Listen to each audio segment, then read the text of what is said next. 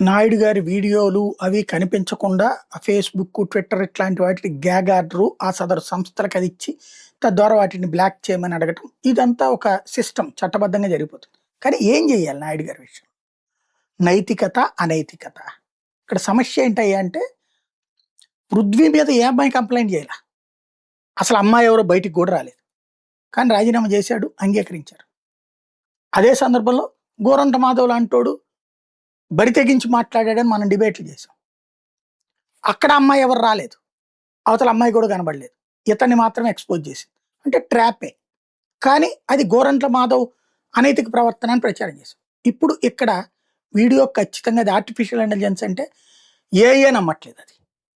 కాబట్టి అది పక్కకు పోతే ఖచ్చితంగా తీశారు. ఆ తీసినటువంటి వాళ్ళ ఉద్దేశ్యం నెరవేరలేదు. కాదు, నెరవేరింది. ఇప్పుడు సమస్య తెలుగుదేశం శ్రేణులే నాయుడు గారి విషయంలో 2గా చీలిపోయి ఉన్నారు. ఆయన మీద చర్య తీసుకోవాలని ఒక వర్గం, లేదు లేదు జగన్ కుట్రలకు మనం ఎందుకు బలవ్వాలి, మన నాయుడు గారిని కాపాడుకోవాలని ఇంకొక వర్గం. ఒక్కసారి మన కార్యకర్తలలోనే అంత తృప్తి, అసంతృప్తి ఉన్నప్పుడు మిగతా జనం ఏమనుకుంటున్నారు ఆలోచించుకుంటే బెటర్.